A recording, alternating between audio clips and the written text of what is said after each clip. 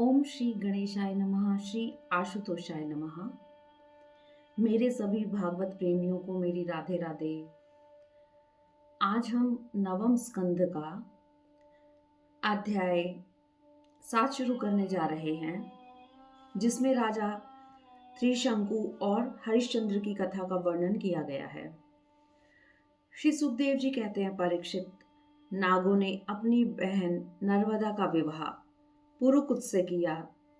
नागराज वासुकी की आज्ञा से नर्मदा अपने पति को रसातल में ले गई। भगवान से श्री संपन्न होकर पुरुकुत्स ने गंधर्वों को मार डाला। इस पर नागराज ने प्रसन्न होकर पुरुकुत्स को वर दिया कि जो इस प्रसंग का स्मरण करेगा वह सर्पों से निर्भय हो जाएगा। पुरुकुत्स का पुत्र त्रदस्यु था। उसके पुत्र अनर्ण्य हुए। अरण्य के हर्याश्व, उसके अरुण व अरुण के त्रिबंधन हुए। त्रिबंधन के पुत्र सत्यव्रत हुए। यही सत्यव्रत त्रिशंकु के नाम से प्रसिद्ध हुए।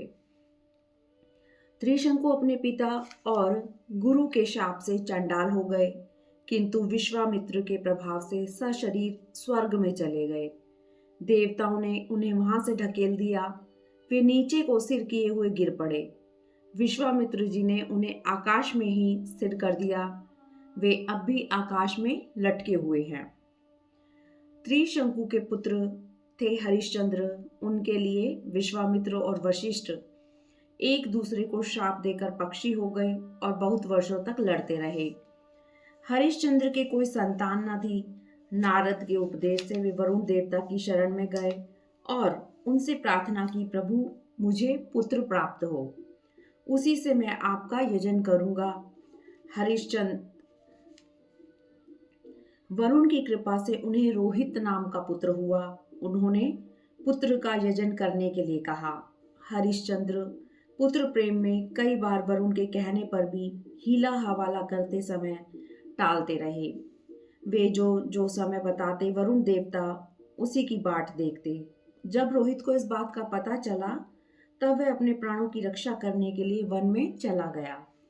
कुछ दिन के बाद उसे पता लगा कि वरुण देवता ने रुष्ट होकर मेरे पिताजी पर आक्रमण कर दिया है, जिसके कारण वे मनोदर रोग से पीड़ित हो रहे थे। तब वह अपने नगर की ओर चल पड़ा, किंतु इंद्र ने आकर उसे रोक दिया। उन्होंने कहा, बेटा, यज्ञ पशु बनकर मरने की अपेक्षा तो पवित्र तीर्थों क्षेत्रों का सेवन करते हुए पृथ्वी में विचरना ही अच्छा है। इंद्र की बात मानकर वह 1 वर्ष तक वन में ही रहा। इस प्रकार दूसरे, तीसरे, चौथे और 5वें वर्ष भी रोहित ने अपने पिता के पास जाने का विचार किया, किंतु बूढ़े ब्राह्मण का वेश धारण कर हर बार इंद्र उन्हें रोक देते। इस तरह उन्हें 6 वर्ष बीत गए। 7वें वर्ष में जब वह अपने नगर लौटने लगा तब उसने अजिगर्त से उनके मझले पुत्र शुन्हाशेप को मोल ले लिया और उसे यज्ञ पशु बनाने के लिए अपने पिता को सौंपकर उनके चरणों में नमस्कार किया। राजा हरिश्चंद्र ने महोदर रोग से छूटकर पुरुषमेध यज्ञ द्वारा वरुण आदि देवताओं का यजन किया। उस यज्ञ में विश्वामित्र जी होता, जमदग्नि अधर्वयु, वशिष्ठ जी ब्रह्मा, आयास्य मुनि सामगान करने वाले उद्गाता बने थे। उस समय इंद्र ने संपन्न होकर हरिश्चंद्र को एक सोने का रथ दिया था। हरिश्चंद्र को अपनी पत्नी के साथ सत्य में स्थित देखकर प्रसन्न मन विश्वामित्र जी ने उन्हें उस ज्ञान का उपदेश दिया जिसका कभी नाश नहीं होता। उसके अनुसार हरिश्चंद्र समस्त साधनों से मुक्त होकर और समस्त बंधनों से मुक्त होकर अपने उस स्वरूप में स्थित हो गए, जो ना तो किसी प्रकार से बताया जा सकता है और ना किसी प्रकार का अनुमान ही लगाया जा सकता है। इस तरह नवम स्कंद का 7वां अध्याय समाप्त हुआ। ओम नमो भगवते वासुदेवाय नमः। ओम नमो भगवते वासुदेवाय नमः। अध्याय 8 सगर चरित्र।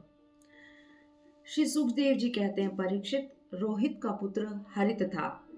हरित का चंपक, चंप का सुदेव, सुदेव का पुत्र विजय हुआ।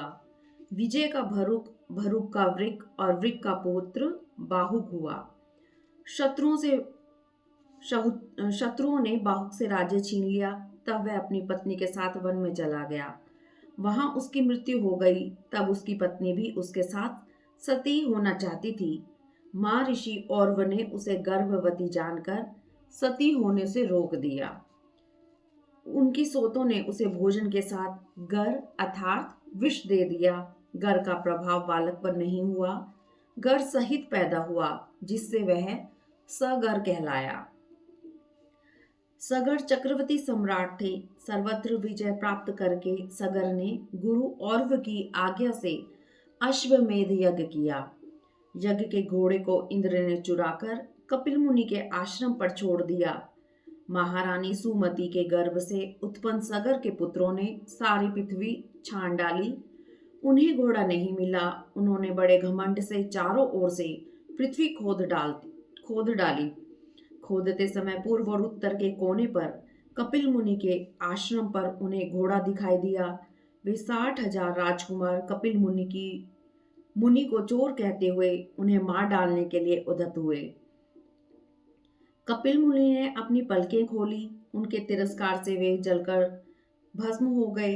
कपिल मुनि ने उन्हें क्रोध से जलाया नहीं था, क्योंकि वे तो भेद बुद्धि वाले थे ही नहीं। सगर की दूसरी पत्नी कैशिनी से असमंजस नाम का पुत्र हुआ था। असमंजस के पुत्र का नाम अंशुमान था। वह अपने दादा सगर की आज्ञाओं के पालन तथा उनकी सेवा में ही लगा रहता था। असमंजस पूर्व जन्म के योगी थे, अतः भाई बंधु को प्रिय न लगने वाले कार्य करते थे। यहाँ तक कि खेलते हुए बच्चों को सरयू में डाल देते। पिता ने उनका त्याग कर दिया। असमंजस ने अपने योग बल से उन सब बालकों को जीवित कर दिया और वन चले गए। बालकों के माता पिता अपने बच्चों को जीवित देखकर आश्चर्यचकित हो गए और राजा सगर को बड़ा पश्चाताप हुआ। अंशुमान घोड़े को खोजने निकले। चाचाओं द्वारा खोदे गए समुद्र के किनारे किनारे चलकर वे उनके शरीर के भस्म के पास ही घोड़े को उन्होंने देखा। भगवान कपिल की उन्होंने स्तुति की। अंशुमान ने कहा, भगवान आप अजन्मा ब्रह्म से भी परे हैं, अतः वे भी आपका प्रभाव दर्शन नहीं कर सकते।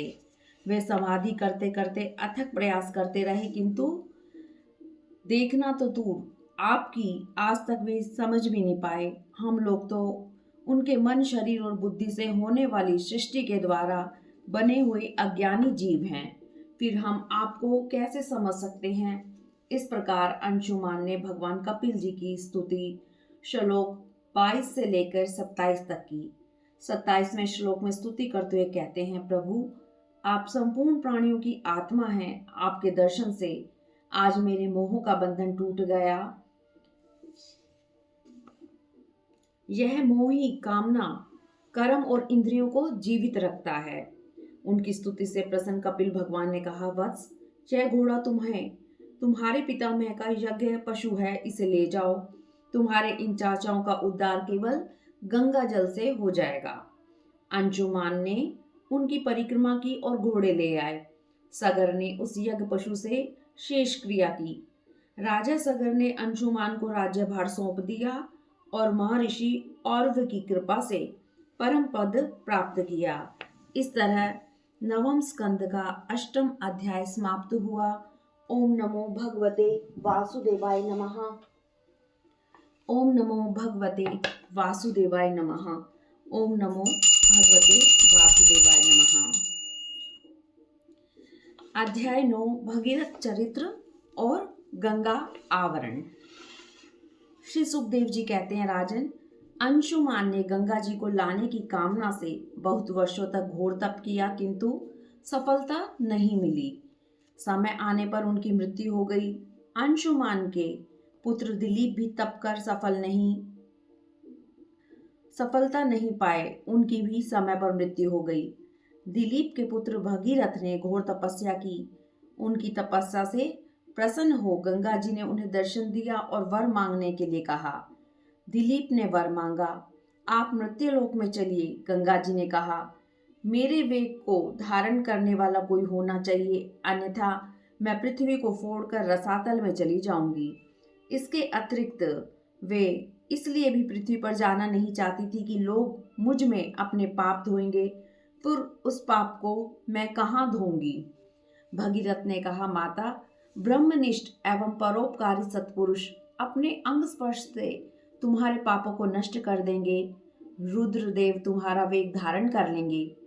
गंगा जी से इस प्रकार कहकर भगीरथ ने तपस्या द्वारा भगवान शंकर जी को प्रसन्न किया। भगवान शंकर जी ने गंगा जी को अपने सिर पर धारण किया। इसके बाद भगीरथ जी गंगा जी को लेकर अपने पितरों के शरीर राख के ढेर पर ले गए। इस प्रकार गंगा सागर संगम पर पहुंचकर गंगा जी ने सागर के जले हुए पुत्रों को अपने जल में डुबोकर स्वर्ग में पहुंचा दिया। भगवान के श्री चरणों से निकली गंगा जी की महिमा अपार है। भगीरथ का पुत्र था श्रुत। इनके ही वंशजों में महाराज सौदास हुए। सौदास की पत्नी मदयंती थी। सौदास को मित्रसह और कलमाशपाद भी कहा गया है। वह वशिष्ठ जी के शाप से राक्षस हो गए थे, संतानहीन भी थे। एक बार सौदास शिकार खेलने गए। वहां उन्होंने किसी राक्षस को मार डाला। उस राक्षस के भाई ने बदला लेने के लिए रसोइये का रूप धारण करके सौदास के घर जाकर आए हुए गुरु वशिष्ठ जी को मांस रांध कर परोस दिया। वशिष्ठ जी ने राजा को शाप दे दिया कि तू राक्षस हो जा। जब उन्हें यह ज्ञात हुआ कि यह अपराध राजा का नहीं अपितु राक्षस का है, तब उन्होंने उस शाप को 12 वर्ष के लिए कर दिया। उस समय राजा ने भी अंजलि में जल लेकर गुरु वशिष्ठ जी को शाप देना चाहा, किंतु उनकी पत्नी मदयंती ने उन्हें रोक दिया। इस पर सौदास ने उस जल को अपने पैरों पर डाल दिया। इसी से उनका नाम मित्रसह हुआ। उस जल से उनके पैर काले पड़ गए, अतः उनका नाम कलमाशपाद भी हुआ। एक दिन राक्षस बने हुए राजा कलमाशपाद ने एक वनवासी ब्राह्मण दंपत्ति को सहवास के समय देख लिया। उसने खाने के लिए ब्राह्मण को पकड़ लिया। ब्राह्मण पत्नी ने कहा, राजन, आप राक्षस नहीं हैं, आप महारानी मदयंती के पति और इक्ष्वाकु वंश के वीर महारथी हैं। मुझे संतान की कामना है और मेरे पति की भी कामना पूर्ण नहीं हुई है, अतः मेरे पति को दे दीजिए। ऐसा कहकर वह रोने लगी। किंतु शाप से मोहित राक्षस बने राजा ने उस ब्राह्मण को खा लिया। अति दुखी ब्राह्मणी ने शाप दे दिया, जब तू स्त्री से सहवास करना चाहेगा तभी तेरी मृत्यु हो जाएगी। इस प्रकार मित्र सह को शाप देकर वह सती ब्राह्मणी अपने पति के साथ सती हो गई। 12 वर्ष बाद राजा सौदास शाप से मुक्त हो गए। जब वे सहवास के लिए पत्नी के पास गए, तब उसने इन्हें रोक दिया, क्योंकि ब्राह्मणी के शाप का उसे पता था। इस प्रकार राजा संतानहीन हो गए। तब वशिष्ठ जी ने उनके कहने से मदयंती को गर्भाधान कराया। मदयंती 7 वर्ष तक गर्भधारण किए रही। वशिष्ठ जी ने पत्थर से उसके पेट पर आघात किया, तब बालक पैदा हुआ। वह अश्म अर्थात पत्थर की चोट से पैदा होने के कारण अश्मक कहलाया।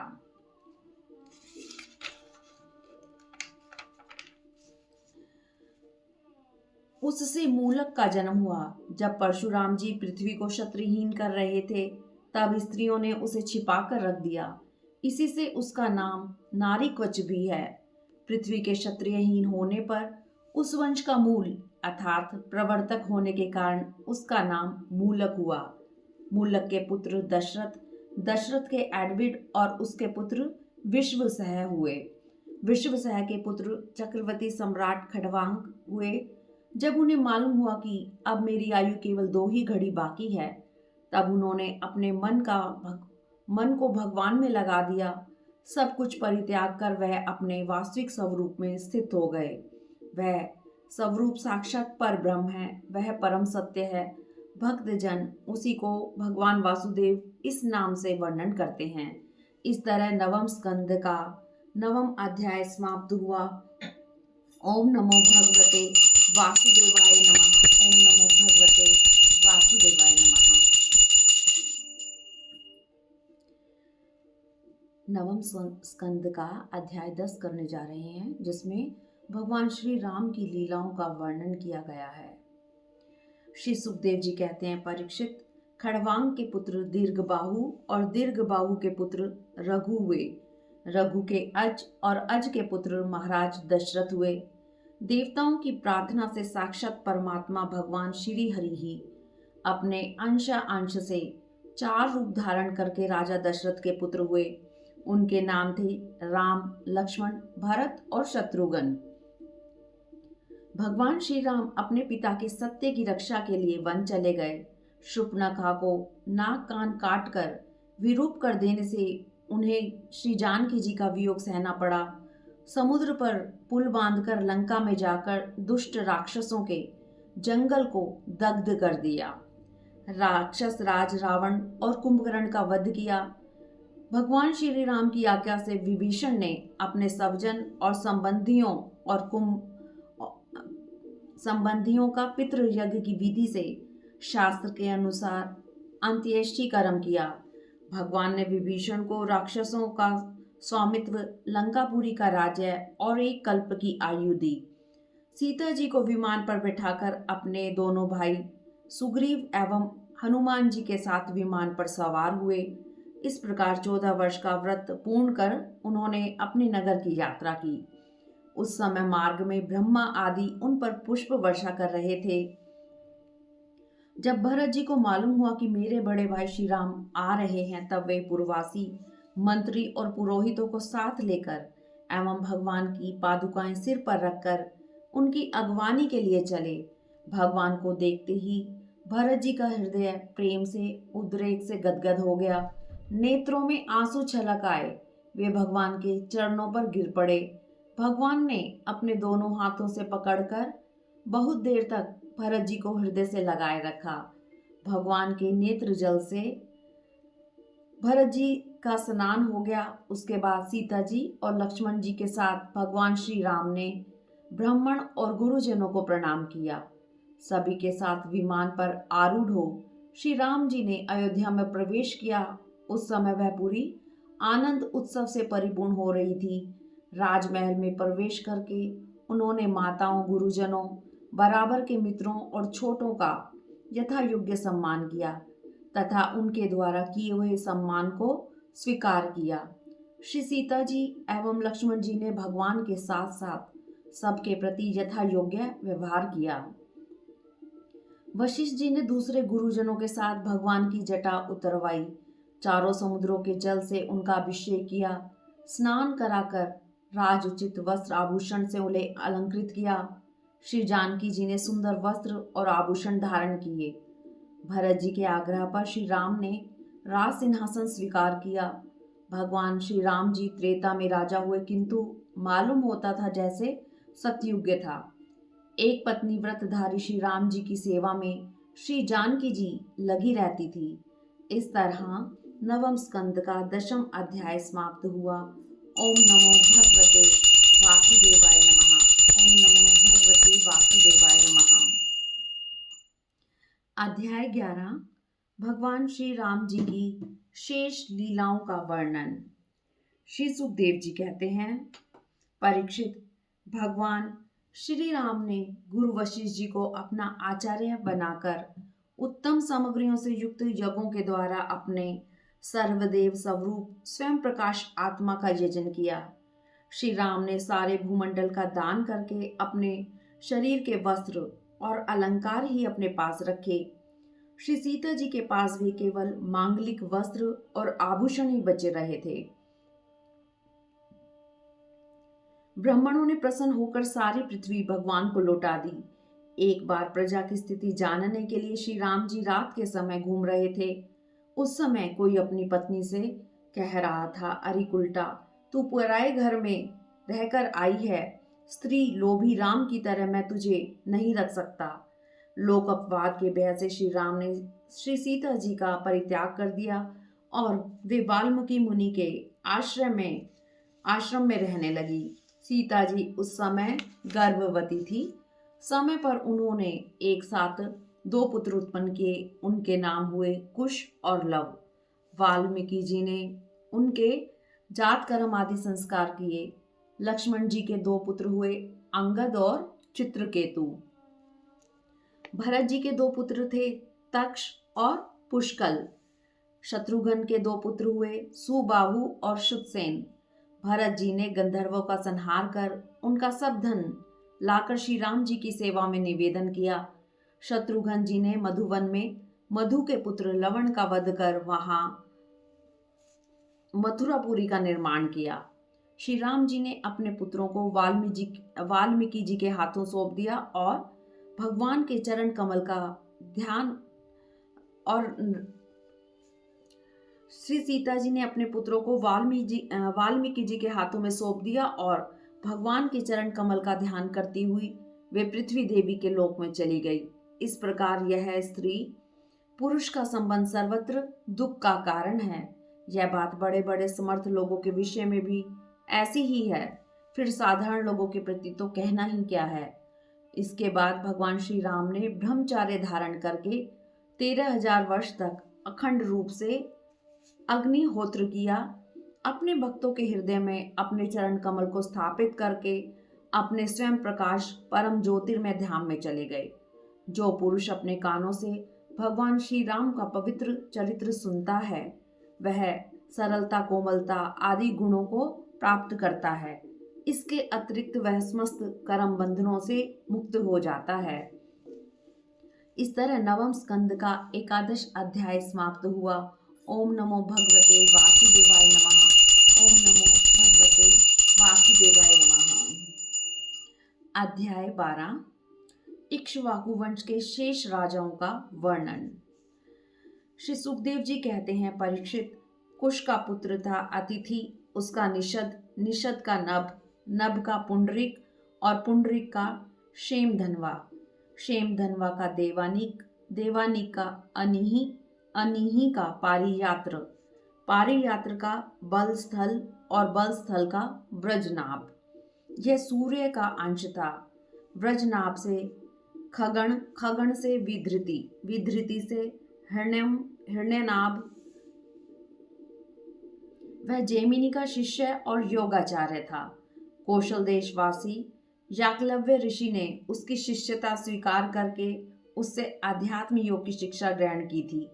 वह योग हृदय की गांठ काट देने वाला तथा परम सिद्धि देने वाला है। हिरण्यनाभ का पुष्य, पुष्य का ध्रुव संधि, ध्रुव संधि का सुदर्शन, सुदर्शन का अग्निवर्ण, अग्निवर्ण का शीघ्र और शीघ्र का पुत्र हुआ मरु, मरु के पुत्र हुए प्रसुश्रुत, प्रसुश्रुत से संधि और संधि से अमर्षण का जन्म हुआ, अमर्षण से महस्वान, महस्वान से विश्वसाहा, विश्वसाहा से प्रसेनजित, प्रसेनजित से तक्षक, तक्षक के पुत्र हुए वृद्धवल। परीक्षित, इसी वृद्धवल को तुम्हारे पिता अभिमन्यु ने युद्ध में मार डाला था। इक्ष्वाकु वंश के इतने नरपति हो चुके हैं।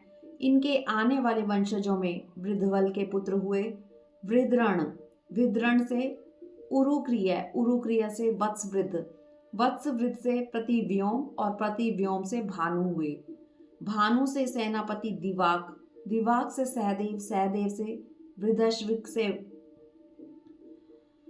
सहदेव, सहदेव से वृद्धश्व से भानुमान, भानुमान से प्रतीकाश्व और प्रतीकाश्व से सुप्रतीक हुए, सुप्रतीक से मरुदेव, मरुदेव से सुनक्षत्र, सुनक्षत्र से पुष्कर, पुष्कर से अंतरिक्ष, अंतरिक्ष से सुतपा और सुतपा के पुत्र अमित्रजित होंगे, अमित्रजित से वृद्धराज और वृद्धराज से बहिर, बहिर से कृतंजय, कृतंजय से रणंजय, रणंजय से संजय, संजय से शाक्य, शाक्य से शुद्धोध और शुद्धोध से लांगल होंगे, लांगल से प्रसेनजित, प्रसेनजित से शुद्रक, शुद्रक से रणक, रणक से सूरत और सूरत से राजा सुमित्र होंगे। इक्ष्वाकु वंश के इतने राजा हो चुके हैं। आने वाले इनके अनेक वंशजों में अंतिम राजा सुमित्र होंगे। इक्ष्वाकु का यह वंश सुमित्र तक ही रहेगा। कलयुग में सुमित्र के बाद यह वंश समाप्त हो जाएगा। इस वंश के समाप्त हो जाने पर कलाप नामक ग्राम में सिद्धि से अभी तक निवास करने वाले मरुजी इस वंश को फिर से चलाएंगे। इस तरह नवम स्कंद का 12 अध्याय समाप्त हुआ। ओम नमो भगवते वासुदेवाय नमः। ओम नमो भगवते वासुदेवाय नमः। नवम स्कंद में अध्याय 13 इक्ष्वाकु वंश का ही है। राजा निमि के वंश का इसमें वर्णन किया गया है। यहाँ तक सूर्य वंश का वर्णन समाप्त होता है। राजा निमि के वंश का वर्णन श्री सुखदेव जी ने कहा, परीक्षित, इक्ष्वाकु के पुत्र थे निमि। उन्होंने यज्ञ आरंभ करके वशिष्ठ जी को ऋत्विज के रूप में वर्ण किया। वशिष्ठ जी ने कहा, राजन, इंद्र अपने यज्ञ के लिए मुझे पहले ही वर्ण कर चुके हैं। उनका यज्ञ पूर्ण करके मैं तुम्हारे पास आऊंगा, तब तक तुम मेरी प्रतीक्षा करना। इतना कहकर वे इंद्र का यज्ञ कराने चले गए। निमि ने जीवन को क्षणभंगुर समझकर विलंब करना उचित न समझा और यज्ञ को प्रारंभ कर दिया।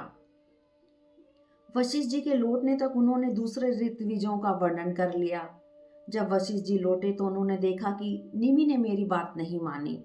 उन्होंने शाप दे दिया, निमि को अपनी विचारशीलता पर बड़ा घमंड है, अतः इसका शरीर पात हो जाए।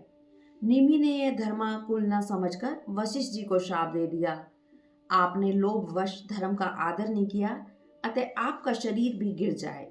यह कहकर निमि ने अपने शरीर का त्याग कर दिया।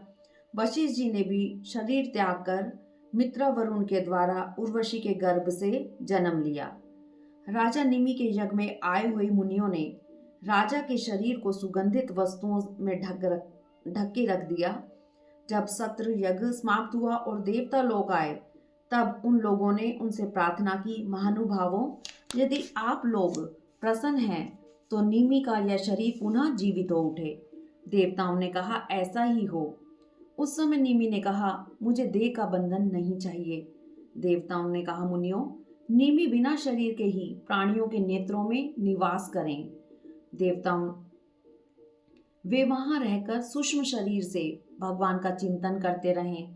पलक उठने और गिरने से उनके अस्तित्व का पता चलता रहेगा। इसके बाद महर्षियों ने यह सोचकर कि राजा के न रहने पर लोगों में अराजकता फैल जाएगी, निमि के शरीर का मंथन किया। उस मंथन से एक राजकुमार उत्पन्न हुआ। जन्म लेने के कारण उसका जनक नाम हुआ। विदेह से उत्पन्न होने के कारण वैदेही और मंथन से उत्पन्न होने के कारण मिथिल नाम हुआ। उसी ने मिथिलापुरी बसाई। जनक के ही वंशजों में शीरध्वज हुए। वे जब यज्ञ के लिए भूमि जोत रहे थे, तब उनके सिर अर्थात हल के अग्रभाग से सीता जी उत्पन्न हुई। इसी से उनका नाम शीरध्वज पड़ा। इनके अंतिम वंशज महावशी हुए। ये मिथिल के वंश में उत्पन्न सभी राजा मैथिल कहलाते हैं। ये सब के सब आत्मज्ञान से संपन्न एवं गृहस्थ आश्रम में रहते हुए भी सुख दुख आदि द्वंद्वों से मुक्त थे। इस तरह नवम स्कंद का 13 अध्याय समाप्त हुआ। ओम नमो भगवते वासुदेवाय नमः। अध्याय 1 से 13 तक में हमने सूर्य वंश का वर्णन किया गया है। आशा करती हूँ आपने अध्याय 1 से 13 को ध्यानपूर्वक सुना होगा और आगे भी हम चंद्रवंश का वर्णन करेंगे अध्याय 14 से 24 में। तब तक मेरी सभी को राधे राधे राधे राधे। ओम नमो भगवते वासुदेवाय नमः। ओम नमो भगवते वासुदेवाय नमः।